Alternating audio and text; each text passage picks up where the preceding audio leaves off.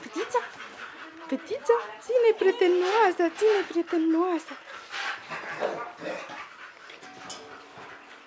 Fetița? Băiecelul? Băiecelul? Băiecelul?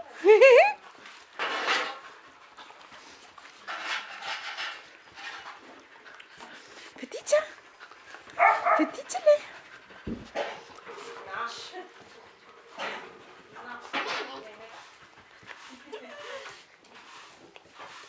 Deci tu ești criminală, tu fetiță, tu, ține-i prietenoasa.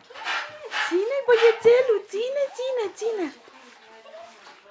Fetița? Erau 6.